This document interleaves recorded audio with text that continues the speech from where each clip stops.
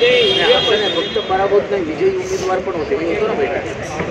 पण त्या बैठकीमध्ये ईव्हीएमच्या संदर्भात प्रत्येकाने रोष व्यक्त केला, कारण की अनेक मतदारसंघातले एकूण झालेलं मतदान आणि संपूर्ण बेरीज झालेली मतदानाची आकडेवारी काही जणांनी भावनासकट दाखवलं की नाशिकमधल्या काही जणांवर हे करतीस हे करतीस हे करतीस हे करतीस, पुढे काय वाढवले ते वाढवले, 1-5 1-5 1-5 पुढे काय वाढवले ते वाढवले, म्हणजे एक पॅटर्न फिक्स केला.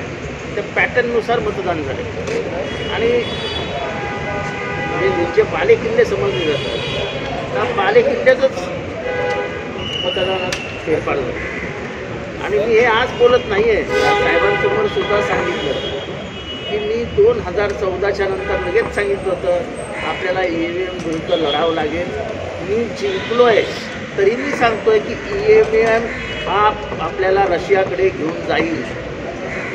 जसं पुतीनने, हे मी अगदी शुद्धीवर असताना बोलतोय, जसं पुतीनने आपल्या विरोधकांना निवडणुकीद्वारेच संपून टाकलं तसं भारतात होणार, भारताचा रशिया होणार.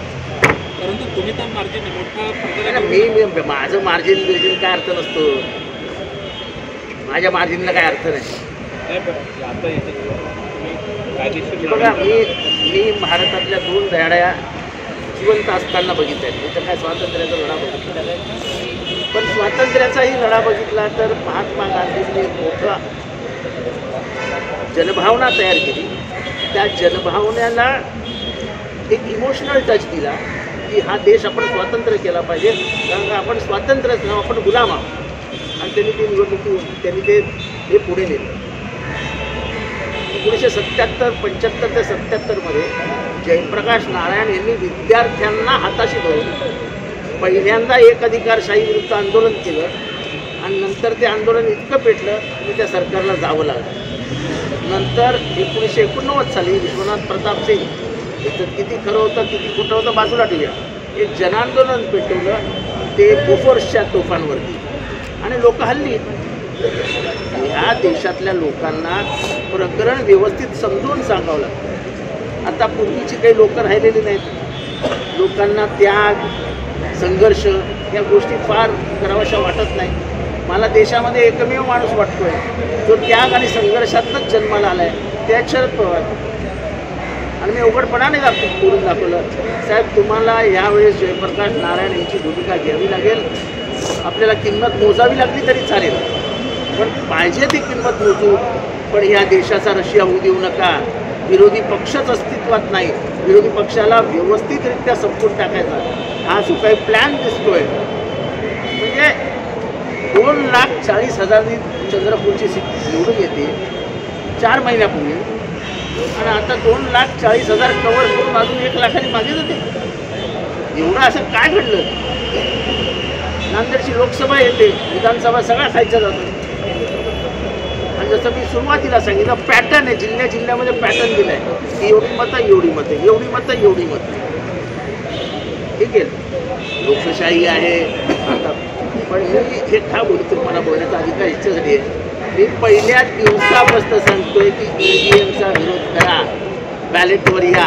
मी माझी निवडणूक हरलो म्हणून बोलत नाही आहे आणि हे मी आज बोलत नाही आहे, मी हे अनेक वेळा लिहून टाकलेलं, लिहून ठेवलेलं आहे. माझ्या प्रत्येक ब्लॉगमध्ये मी लिहिलेलं आहे. या देशाची लोकशाही ही संकटात आहे आणि आजचा संविधान दिन आहे. ज्या संविधानातनं तुमचं इलेक्शन कमिशन निर्माण झालं, ते इलेक्शन कमिशन हे सरकारच्या हातातलं बावलं झालं आहे. त्याला स्वतंत्र अस्तित्व दिलं होतं का, तर लोकशाही जगली पाहिजे म्हणून डॉक्टर बाबासाहेब आंबेडकरांनी त्याला स्वतंत्र अस्तित्व दिलं होतं. त्याच डॉक्टर बाबासाहेब आंबेडकरांच्याच विचारांचा आपण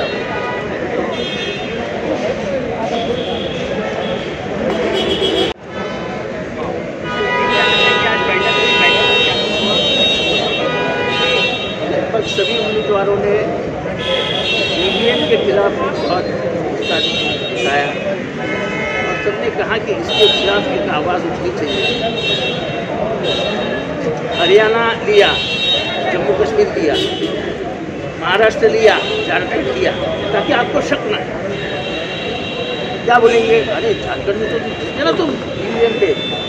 मैं हमेशा कहता था कि ये छोटे चुनाव है वो हमेशा जीतेंगे आपको, और बड़ा चुनाव पार्टी में जीतेंगे।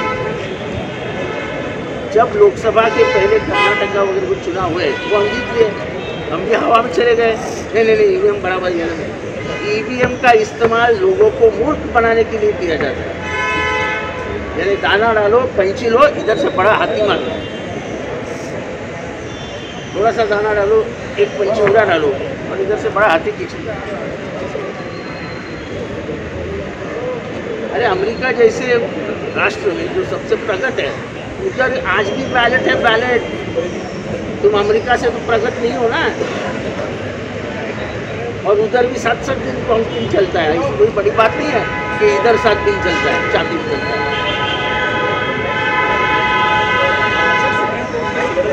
सुनवाई के दौरान आपके पक्ष की तरफ से हलफनामा दायर किया गया, कहा गया कि केरल को लेकर अजीत पवार गुट की तरफ से कई जगहों पर भ्रम जो है वो दिखाने की कोशिश की गई है।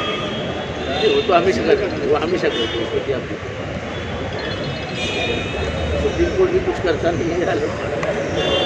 सर ईवीएम को लेकर क्या कानूनी लड़ाई लड़ने के बारे में कोई विचार चल रहा है? ऐसा है कि ये अकेले राष्ट्रवादी कांग्रेस की बात नहीं है। सभी विरोधी पार्टियों को विश्वास में लेके एक जन आंदोलन खड़ा करने पड़ेगा। जैसे शेतकरी काश्तकारों का हुआ था दिल्ली में, वैसा एक आंदोलन खड़ा करना पड़ेगा और उसकी मानसिक तैयारी हमारी हो चुकी है। दिल्ली में आज कुछ बैठकें होने वाली है जिसमें IT एक्सपर्ट बुलाए गए हैं और बाहर से और ईवीएम के बारे में ऐसा कुछ होगा। मैं दिल्ली नहीं जा रहा हूँ ना, मैंने मेरे को साहब ने गाड़ी में बिठाया, मैं कैसे बताऊँ? अरे मेरे को कैसा मालूम रहेगा बाटली? सर अमेरिकेतल्या प्रेसिडेन्शियल इलेक्शन झाल्या, त्याची मतमोजणी जी आहे ती 2 दिवस सुरू होती त्यांच्या इकडे, परंतु भारतातली महाराष्ट्राची विधानसभा निवडणूक झाली, त्या निवडणुकीचा निकाल जो आहे तो अवघ्या 4 ते 5 तासात या सगळ्या संदर्भात की आपल्याकडे सुप्रीम कोर्टामध्ये ईव्हीएमची लढाई चालू होती. तर सुप्रीम कोर्ट असं म्हणालं 4 दिवस वाया जातात.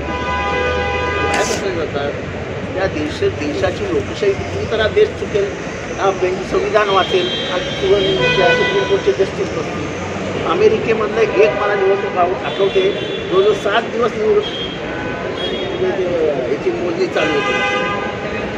2 दिवस वाया गेली तर काय मोठं झालं? निवडणुकीची प्रक्रिया चुकीची असणं याच्यापेक्षा 2 दिवस वाया गेलेलं चालतील ना आपल्याला.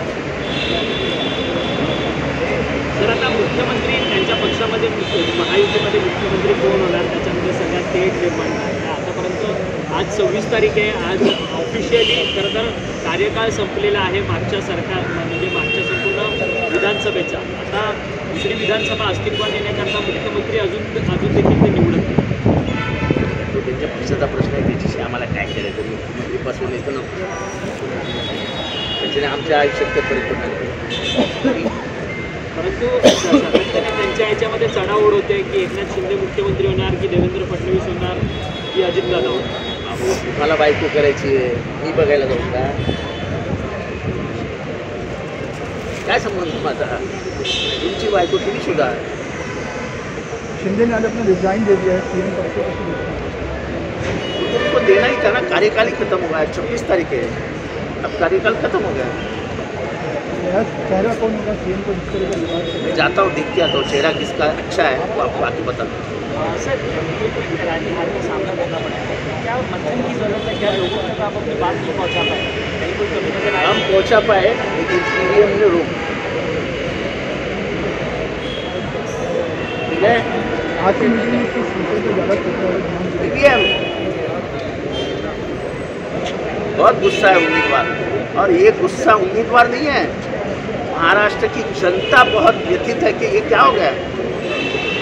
देखो हम मान सकते हैं कि चलो हमें 30 सीट मिली, 20 सीट मिली, कांग्रेस को 40 सीट मिली, शिवसेना को 30 सीट मिली, शरद पवार को 10 सीट. इधर ही हमको शक आ गया कि ये तो शरद पवार के अंतिम भगवान उनकी और लंबी कर दे. लेकिन जो अंतिम दिन है, अंतिम बरस है, उसमें उनको अपमानित करके, उनको पूरा करके महाराष्ट्र के सामने पेश किया गया है। शरद पवारांना अतिशय आत्मक्लेश सहन करावा लागेल, ते ह्युमिलेट होतील आणि त्यांच्या विरोधकांना एक प्रचंड असा विकृत आनंद मिळेल, अशा पद्धतीने हे सगळं झालेलं आहे. शरद पवार फक्त 10 सीटात जिंकू शकतात, हे जे सत्य मान्यच होत नाही महाराष्ट्रात, आणि म्हणून महाराष्ट्रातनं आवाज निघतो.